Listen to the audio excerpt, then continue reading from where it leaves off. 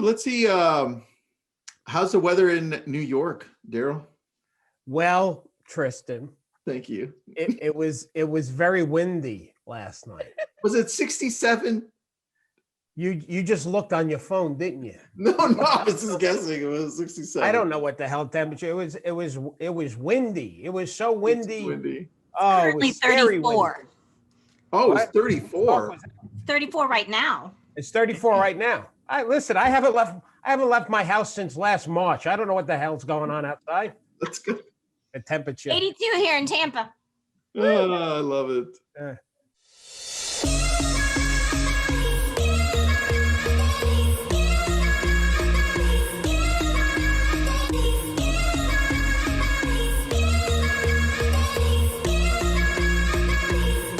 There we go. I better watch my P's and Q's right now. That's right. No F's and S's. Okay. All right. Well, there goes half my repertoire. Done. It's over. I don't know Curtis, what I'm going to say. you can't even say anything, Curtis. I can't. I'm, telling an Italian from New York not to use that. No, I can't talk. I'm gonna stutter the whole time. All right. Welcome to this awesome session that we're going to have with Curtis Fenn and Darryl Davis. Curtis is with REDX. What's up, Curtis? How you doing, Tristan?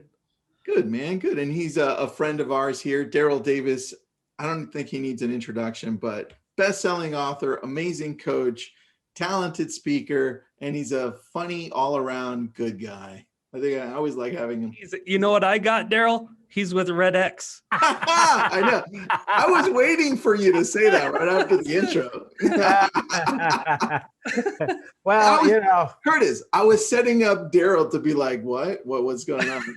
You know what it is, Curtis? It's Tristan knows just how insecure I am, so he has to do that just to help me not go to therapy later after this thing. I got a text from Darryl, like as I was introducing you, Curtis. He's like, please. Yeah. So, I got a Venmo. Here's him my bullet points. $10. All right, not Curtis's intro, not that one. Yeah. All right, guys. Well, let's get into this. I'm going to read the title right off. It's How to Stay Focused. Now you got me being self-conscious, Darryl. How to stay focused on high priority activities, featuring both of you guys. You ready? Ready. Both of you guys. Both of you guys. Yeah. Ooh, all right. Where do we start, Tristan? I'm going to start this off with a text I got this morning. Go ahead. And it was from a real estate agent who said, "Hey, Tristan, we're doing great this year. We did amazing last year. We beat our numbers that we had placed in as our goals. But the challenge is that now we're so busy that I feel like I'm out of balance. And I feel like my priorities out of whack. And I feel like we're just going all in on real estate, but I'm not focused on my family. I'm not focused on my health." This is a text, right? So it was a very long text. Not focused on my family, not focused on my health, right? And I'm kind of in a place where I feel like if I burn out, everything's going to fall apart. Yeah. And so I really wanted to talk on that because we don't often focus on our priorities as a whole. Sometimes we just go with our reactions, and that's like, oh, our client wants us to show this property, and then we go. Oh, we're getting a listing, and then we go. And it almost feels like we're very reactionary versus actually sticking to a plan, right?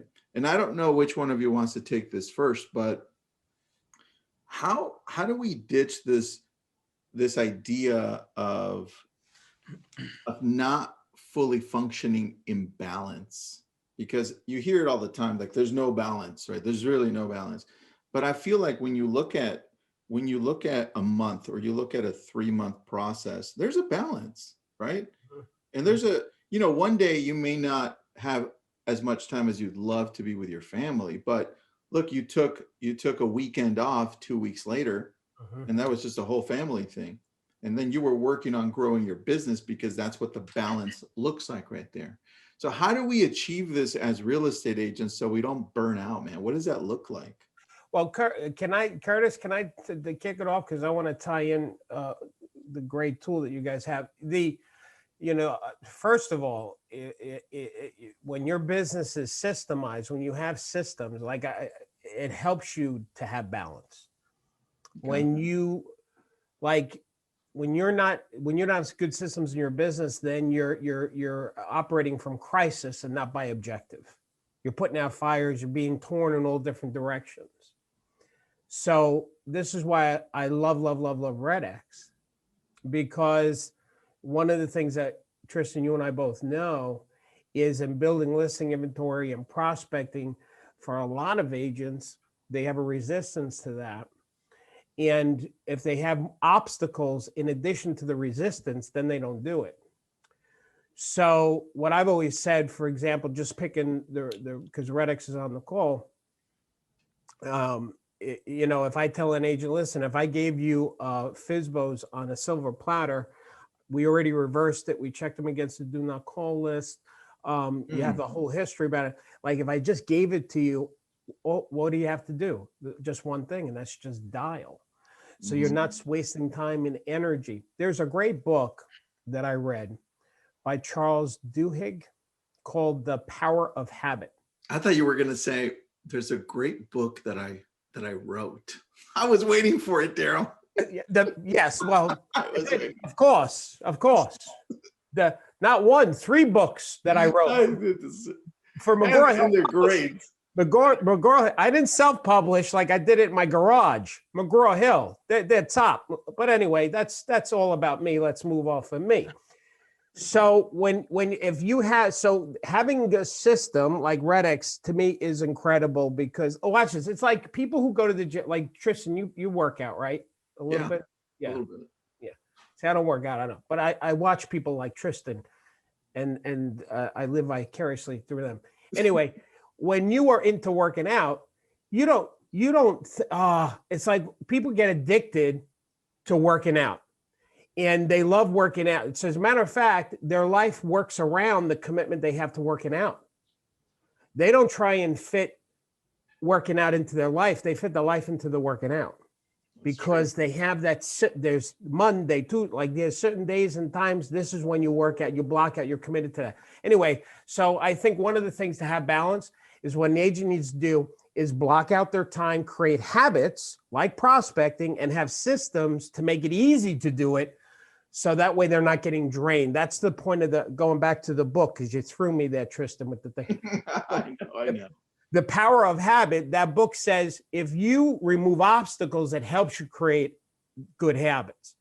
And if we know prospecting is one of the most important things an agent needs to do, if they're spending their time going online, FSBO.com, downloading, reversing it, checking against the do not call list, like they're spending a lot of time to get ready to prospect. And by the time they're ready to pick up the phone, they're exhausted. Say, let me go take a break. I'll start tomorrow. So anyway, that's my 2 cents on that. Oh, I like that. Yeah.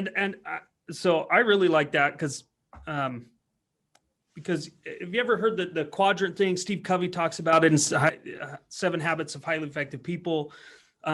The urgent, important versus non-urgent, important activities. And for a long time, I didn't understand that. I didn't understand where it's like, well, don't focus on urgent, important, only focus on important. You go, but they're fires, and fires have to be put out. You can't ignore them. They have to, the phone rings as an agent, you have to answer it. But if you put systems around that, when fires come up, they get put out, they get extinguished very quickly, so that you can go back to focusing on the important, not the urgent important. I also think that so many agents lack goals, and I don't want to be cliche and just throw out a couple of cliche things that a lot of people just talk about. But if you don't have something you're working towards, then in business we default to money. And money could be a great goal, but you have to put some constraints and numbers to that so that you have something you're working towards. Otherwise, you don't know when to stop. You don't know when it's okay to say no to a client or fire the client that's sucking 80% of your time and not ever paying you back by buying something, right? And so you have to know what you're working towards. And we see this, we talked about this on one of the other webinars we did, Tristan, is that so many agents default to the goals of the other agents in their office, but they have totally different lives. You might have some young person who's single, who just loves to grind for 16 hours a day, Yeah. Well, somebody that has a family with kids at home can't have the same goals as that person. Right. Because and if you default to them, then you end up sending a text to Tristan saying, I don't have any time to focus on all these other things. Well, that's because you're working towards someone else's goal and you haven't put constraints around what you should be working toward. Well, how do you set those priorities? What do those priorities look like? If you were to say to somebody, to a real estate agent, to a team, to a broker, hey, this is where you start. These should be your priorities if you want to succeed as a whole, right? Yeah. Not just in real estate, but as a whole. I just finished Brene Brown's Dare to Lead book. I've read all of her book. I think she's really great. She has a whole section in there about your values. And I think that's where you start. As a business here, we have core values. We really believe in them. They're not just fancy words written on a wall. We have definitions around what they mean, and they help guide our priorities. And so every quarter when we sit down to make plans, we first review, what are our values? What do we care about? What are we doing this for? Why do we exist? And then that helps set those priorities. So if you don't have a set of values to say, no, that doesn't fit within my values. Once you have values, then you have your long-term objective or goal. And if it doesn't get you toward that end, then it shouldn't be a priority. I like that. Darryl, how do you prioritize? How do you decide what you're going to focus on that's going to take all of your attention for the week or the month? What does that look like for you? Yeah. So something that I learned from reading about OKRs and Warren Buffett taught me this. And one of the things I read what he does. Well, let's talk about what Warren does. He was always working on 5 things at any one time. Top 5. That's it. He doesn't worry about 100. He worries about 5. And then when he accomplishes one of those 5, then one of those 100 becomes 99. So he rotates his list, so to speak. So when I learned that, Tristan, what I do is because I'll feel like, and I'm sure I know some agents feel this way, at the end of the week, you can feel like you did a whole bunch of stuff, and then you're like, well, what did I accomplish? We sometimes feel that way in a day. Geez, where did the day go? I know I work my butt off, but there's no sense of accomplishment. So what I found works really well is I instead of 5, I make it top 3 of everything I got to do today. Whatever I got, my whole big to-do list, as long as I accomplish these 3 things, when I go to bed tonight, I'll have a sense of accomplishment. And that to me is what's really key, because when you have a sense of accomplishment, that breeds more accomplishment, and that becomes your motivator. So that's what I do. Come up with my top 3. I'll do that daily. I do it weekly, and I do it quarterly. Oh, I like that, man. And what do you on that? And then Curtis, I'll go to you. But Darryl, what do you use to keep track of that? Is it do you digitally plan? Do you plan on paper? What does that look like? Well, one of the things we gave our students is a quarterly. It's a marketing calendar, like January, February, March, first quarter, second quarter. And it's really just a simple sheet, and it has the 4 quarters, and then it's lines. So I use that for myself. So I hang that up. What I like about hanging stuff up, now I do digital too. I'll get to that in a second.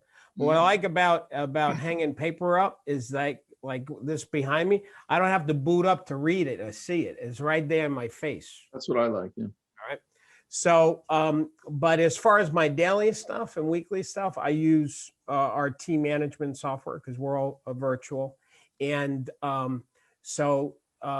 which is the one that we're using, I told you is Asana, but now you changed to, so we love Asana, but I told my team, you told me about ClickUp. So now we're looking into that. Thank you very much for blowing that up for us there, Tristan. Anyway, so that's what we do. We do digital, the Asana and the paper. I like that, man. All right, Curtis, what about you? Because you don't come from a similar world that Darryl and I come from as real estate agents, brokers, teams. You're running a massive organization at REDX. It's been around for a while. that helps agents. So how do you manage your priorities? Yep. So everything we do is based on a 3 to 5 year mission. That's broken down into annuals. It's very similar to what Darryl's saying, 3 for quarter. We break it down into what do we have to accomplish this year to reach our mission. Mm-hmm. And then every quarter we get together and say, what do we got to do in the next 90 days? And the real focus is where are we going in 3 to 5 years? And what are we doing right now to get there? And you don't get distracted with all the in between, because a lot of times you don't know that far out how you're going to accomplish those bigger missions or bigger objectives. You can only focus on what do we got to do right now in the next 90 days to get there. Right. And then we use a project management system called RIKE, WRIKE. It's the learning curve was steep, but we're in it now. But you could use any system, because the key to having that, especially with a team or even in your business, is to break it down into manageable tasks. And so everything from 3 to 5 years to annual to quarterly, and then quarterlies are broken down into we call them smarts, because of specific, measurable, achievable, realistic, and timely. And then those are broken up into the steps of the smarts and then divvied out. So we have hundreds of employees that then are assigned those tasks. And then from a leadership standpoint, but even if it's even if you're a solo agent, you have to sometimes put a CEO hat on of your business. And sometimes you need to put, I'm a line worker on. And, but with any sort of task management system, you should be able to then step back and see the whole thing and where are you at towards those goals. All right. So it sounds like your organization is using like a deeper version of a Kanban board, which is like doing, what was that? To do, doing, done type thing, right? Uh-huh. So with that, with what you're doing there, how do you, because this happens to all of us in real estate and in any business, entrepreneur-wise, things change like that. How do you stay agile enough to be able to shift quickly? Like saying, whoa, we didn't see that coming. How are we going to shift? Like COVID. How did you guys shift on COVID using that whole thing? Where does the agility fall in? So I think I have 2 answers there. The first is COVID is rare. Those types of things where you need to massively change directions, I think happen more rare with zero warning. I think that, so we do a 90-day, that's why we do quarterlies, because part of our quarterly exercise is every single person in the company participates in their department, a SWOT analysis of the company. They give their feedback on the market analysis. We look at all of that data. A situational analysis is what we call it, or a sit rep, just like in the military is going, okay, what's going on all around us? And that then feeds, okay, is our mission still valid? Yes. Okay, what are we doing in the next 90 days to get there? Because it's just that the plane analogy, a plane is always off course. Yeah. And that's why they're changing. And if you don't recalibrate, figure out where we really at as a business, then you're gonna miss your destination. You got to go, okay, where are we at, so that we can point then to what we're really trying to accomplish. In terms of COVID, those types of things, we did have a little bit of foresight. We had a contingency plan, and we just put it in place. And so maybe that would be my answer is, with any amount of foresight, if you have a contingency plan, okay, if something happens here, this is roughly what we're going to do. I like that. That's good. All right. So going in a little deeper on the tools, guys, I'm going to go back to Darryl on this one. In regards to tools that real estate agents should be using to help them prioritize, what would that arsenal look like? What would that tech stack look like?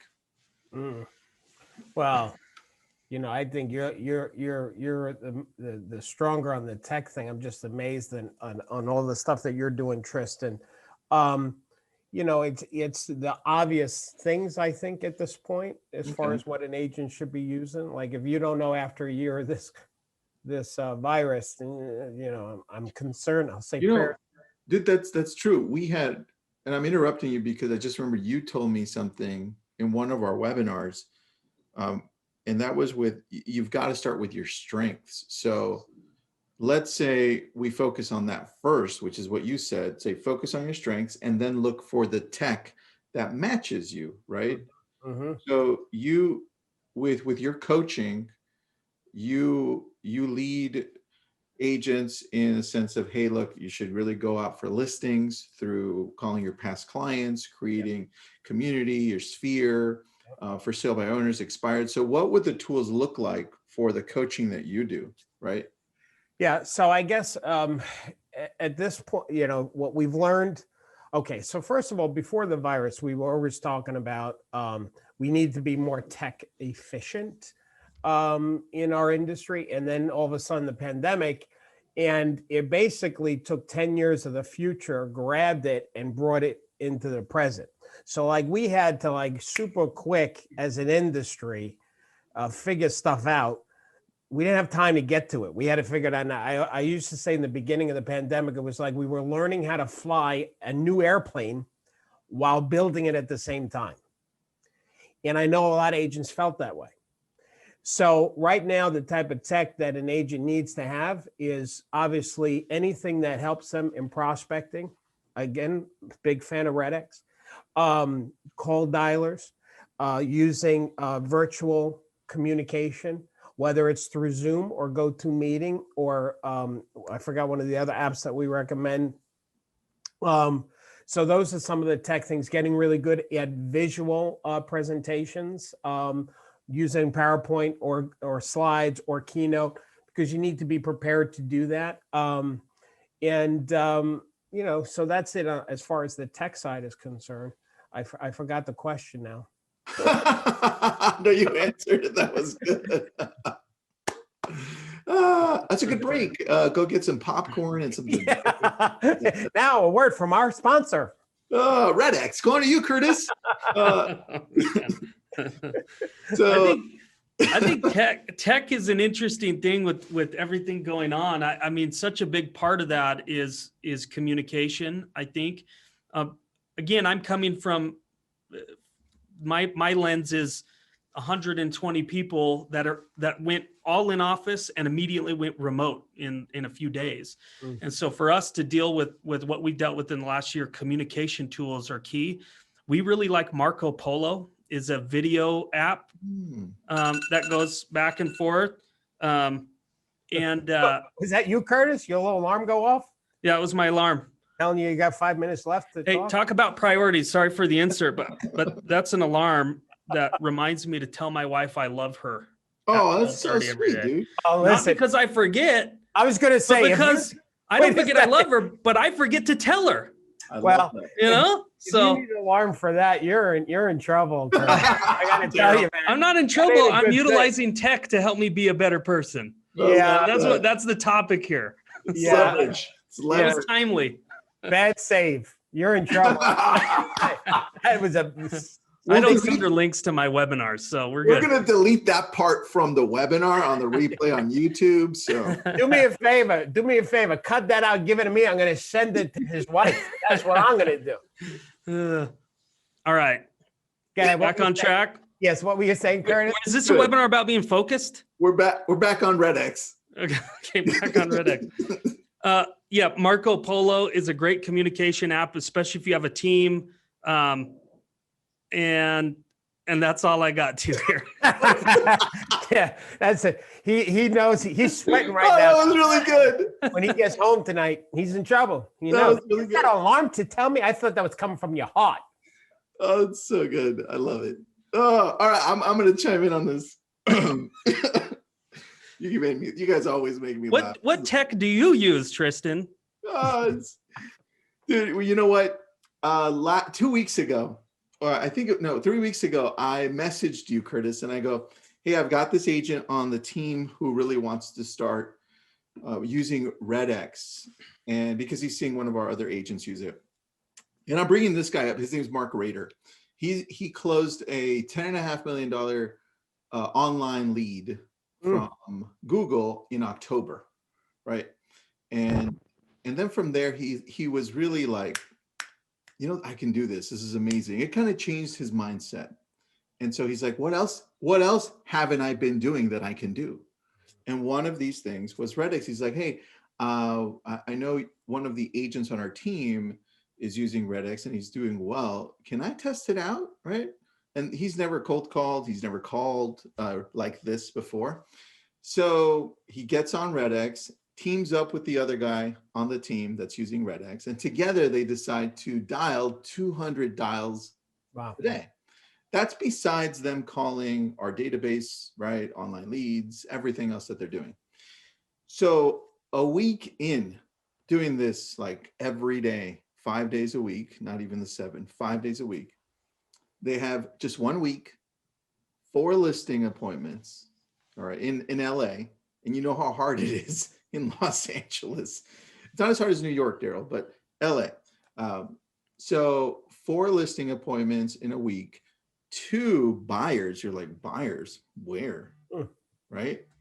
And all from dialing 3 things for sale by owners. He says those are the easiest right now, right? For sale by owners. Expireds, which is one listing that he just went on. And then geo, that's why I said, hey man, we need to up our geo because we kind of ran out because these people are dialing like crazy. He's texting me right now. He goes, I landed 4 listing presentations in 4 days, about 500 calls, hitting more up today.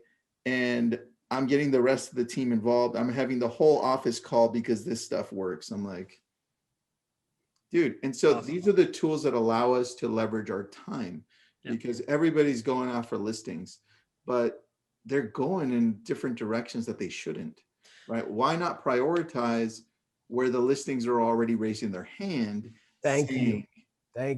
I want to list, or I listed and it sucked. My experience was not great, right? And that goes back to Darryl. The very first book I read, and Darryl, this story is never going to get old for me, so I hope it doesn't get old for you. It's all right. Every time you push my book, I make $5. So I love it. Keep it going.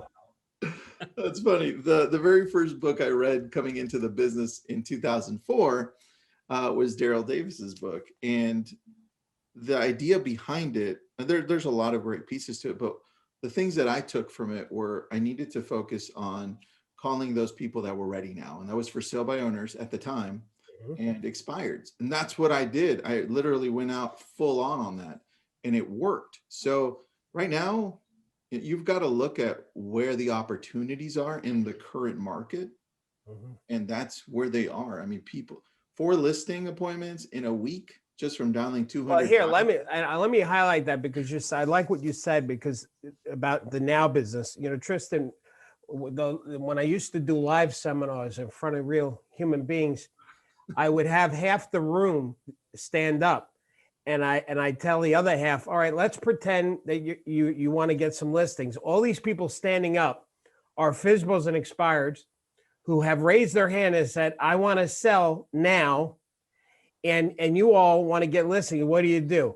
Oh, let's do a mailing of a postcard to a farmer. What the heck's wrong? Here's a whole group that's saying, I want to sell now. Why you don't go there, you go over here. So absolutely. Now, I will say this. One other thing, let's jump to the geo leads. I have been telling our power agents that they should get on the phone and call a farm area from the geo leads saying, I have a buyer. Now, hang on a second. I have never taught the dialogue, I have a buyer. That's been around for eons. And to me, it's always been an insincere call when it's not true. Yep. In this market, it's true. We've got buyers and not enough houses. And so I do believe, because one of the things that agents need to do is very important, is that right now there's somebody in the town of an agent watching this, that there's a couple in their house sitting at the kitchen table talking about, honey, do you think we should move? And so what we want to do is we want to grab those people before they become that FSBO or expired, if we can. So I am all about dial for dollars, cold calling those geo leads with the REDX, bing. Good time management. Bada bing. All right. Mary says, Mary Tanel, she says she remembers you doing the half room stand up with you. So that's love There you that. go. I can't wait to get on the road again. I miss it. I really do. Dude, I can't wait to see you live. I can't believe we met during COVID, right? Which is weird. That's gonna be good. We're gonna have fun. You know what? We should do something. You and I, we should do a live thing. Bring the lab coat. Bring the power agents together. Dude, I say we go down to Park City, and Curtis hooks it all up for us, and we do like a mastermind when we're all ready to go. That sounds good. See how every time I get on here, I have to spend more money. Wait, Hey, listen. Curtis heard that. Oh, well, listen. He's got plenty of money. He can foot the bill. Hey, I wanted to jump in. Yes, on the mastermind, we should totally do that. For sure, plan dude. that. Hold We on. have a call planned to. We have a call today, Tristan, to plan that. That's right. We do. I'm literally texting with the two agents that are using REDX. And then I get a text from two other agents on my team. They're like, what's Mark doing that he went on 4 listing appointments last week? Can we get on REDX too? I'm like, sure, you can get on REDX. I literally just got that right now.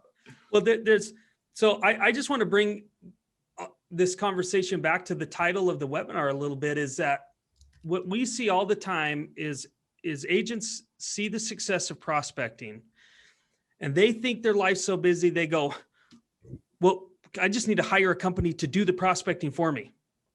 You know, does anybody have an ISA that can make these calls? And they're offloading the money-making activities that they should be focused on, right, instead of offloading the 80% of what they do that does not make them money. That's the problem with the way the agents think sometimes. It's important to leverage, but when you do it that way on an important piece of your business, you're starting to give the opportunity to Zillow and other companies like Zillow to grab a big chunk of our business, because then they can say, can you believe those guys? They suck at this, they suck at that. And in reality, what we do, because we're leveraging the wrong things, right? Yeah. So great. Yeah, we should, the objective for every agent should be the daily goal. Daily goal, very simple. Daily goal. Here it is. Time management, daily goal, take it to the bank, is to talk to one homeowner who's thinking about selling and talk to one buyer who's thinking about buying a house. That's it. Those minimum 2 conversations every day. If an agent just focus on that, that's 60 conversations in a month. That's over 700 in a year. There's no way you're not going to have a breakthrough financially. So, yeah, I agree. So my point is, I'm agreeing with what you said, Curtis. Don't delegate the real face-to-face, belly-to-belly. That's what the job of the agent to do, is to be a rainmaker, to have those conversations and delegate the other stuff. Right. Yeah, that's very true. I just got a text from my friend Matthew Soto in Texas. What's up, Matthew? He says, is there a discount for REDX? I'm like, yeah, let me send you the text. I think he's talking about Facebook. Yeah. He's not in the webinar, so he's not seeing that. On Facebook. But for those of you who are missing it, yes, there's a discount. And if you're with anybody else, dump them, go to REDX. There's a lot of competition out there, but REDX has got the best data from what we've seen. And look, the best data doesn't mean you're going to get 100% of the numbers being correct. That's absurd, right? Right. I can even look at my phone and call some of my sphere, and they're going to be like, wrong number. That's just life, right? Yeah. So you're looking at about, I would say, comfortably saying close to 50% of the numbers being correct, right? Well, and I'll give you a even more realistic stat for people who have never done this. With the connection rates, were in the beginning of COVID, more people answered their phone. It was, if you were prospecting a year ago this month, your connection rates were through the roof. Everyone was home, they were answering their phones. Now we're seeing connection rates lower than before. People are not answering their phones as much. Right. But again, the proof is even in your agent. He set a goal to dial 200 a day. He's got 4 listings. So and hold on, Curtis, on that, he had never called before. He called me up on the phone. He goes, I've never called these before. Do you have a script? I'm like, well, forget the script. What would you think you would say? So he says, well, let's just play it out. And I said, okay, go ahead, shoot. I'm like, I didn't say it sucked, but it sucked. And I was like, I'm like, okay, we'll try like this. Literally, that was my training. And then he called, right? And I go, that's unbelievable. I go, this is amazing. It's just, you just have to, half the battle, more than half the battle is what Darryl says. It's like, just do it. Now, I'm going to tell you some time management thing to stay on the topic, because along with making these calls, one of our power agents, she just posted in our group, because we have a closed group for the power agents. She just got her first listing. She's only been in the FSBO listing, got her first FSBO. She's only been in business 45 days. She just started. Anyway, so here's what she did. She created a board, an oak tag, not oak tag, poster board, whatever you call it. Okay, like a board. Board thing, right? She created 3 columns.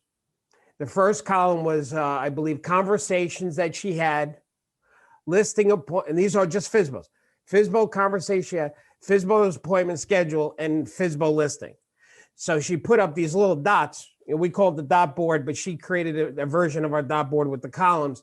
But again, it goes back to that staying focused on hyperactivities. The chart empowered her, because part of what we need to do for an agent also to be more effective with their time is gamifying the business, right? And so when they have charts and they give themselves little stars or dots or whatever you want to give yourself, it makes that part fun, that you want to keep doing the activities that you need, because that's the real, right? That's the real success. The result happens based on the activity. So if you don't do the activity, you don't get the result. And so, go ahead. And the quality of that activity too, because Julie just reminded me, you have great FSBO dialogues that we can base our conversations on. And it goes to what Curtis was saying, which is if you're having your ISAs dial, what kind of quality conversation are you truly having it, right? And can you go for the close all the way? So, well, and where does that lead long term? Because if you're just going for the now business, maybe an ISA, they just queue up appointments and you're never creating relationships. But what your power agent should add to her columns is, how many conversations of people did I add into my sphere of influence that I'm going to now continue to follow up with? Because that's another success metric of prospecting that helps you build a sphere of influence that gives you repeat and referral business in the future. And you can build a business and get a lot of business from referrals with a good database and good follow-up. But if you're not even the one having those initial conversations, how are you adding people into your database and creating relationships? You're just... Well, that's key, Curtis, what you're saying about building relationships. And Tristan, that highlights what you said about our dialogue, which I do believe, with all due respect to my other colleagues, trainers and speakers, I think ours is the best. But what we teach our students, well, that's because I'm from New York. You try and call a FSBO in New York, forget about it. Those people, they eat their young. I mean, these people, they literally curse at you and then hang up. And then you got to call them back, say, I'm sorry, we got disconnected. So, if you can call a New York FSBO, you can call anybody. But anyway, that's true. What the magic to the dialogue that we give the power agents is what Curtis said. There's the beginning part, but then there's the section where it's all about building that relationship. We tell students, your commitment should not be to get an appointment. Your commitment should be to build a relationship with another human being. And that's the secret sauce. Because if you're committed to building a relationship with another human being, that shifts the conversation. The focus is more on them. You're asking questions. You're building that relationship that Curtis said, and that's so powerful. And I don't believe a virtual assistant can do that kind of thing like an agent can. So, yeah. And look, there are other things you can leverage, because when we're talking about priorities, right, we have to focus on growth as well. Like with the agent texting me when I brought up the conversation at the beginning, I also said, well, look, it looks like you're in growth mode. And if you don't take advantage of that right now, you're never going to grow, right? Yeah. You're going to look back and be like, damn, I missed an opportunity, right? So there's also that part of it. And that's where you're going to have to look at, well, let's take a look at what's next in my business cycle, right? What can I leverage? Where should I leverage? And usually it's going to be an admin or two your marketing department, your growth on social, like what does that look like? Where's the world that we're heading into, right? I always push for people to grow on social because it's free and perception matters, right? So I always go that route. But what about you guys? If somebody is looking to grow right now, where could they or where should they focus on when it comes to leveraging out either talented people or more technology? What would that look like, Curtis?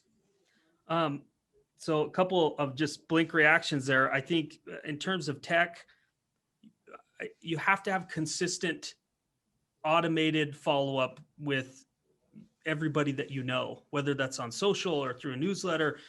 Companies like Altos Research or Keeping Current Matters, or things where you can have content, you can send those out and do those things, I think allow you to maintain contact. But you cannot forget that you cannot automate a relationship. Those things don't build relationships. That's just a way to keep you at the front of their mind. If you're not also picking up the phone and making a connection, texting a friend, commenting personally on their Facebook, it doesn't matter how many posts you post about your business. If you're not leveraging the listening aspect of social, you're missing a huge opportunity to create relationships and build a sphere of influence where you have influence, right? So that's what initially came to mind. Real estate is pretty simple. We see this for 20 years over and over again. An agent prospects the right way. They get a lot of business doing that. That business and contacts become a great sphere of influence. And where 70% of their business comes from prospecting, over time, 70% of their business comes from referrals because they built great relationships over time. So that's how I think you grow. And I don't think that's different than today. Some of the tools are different, but the principle is the same. Yeah, never mind.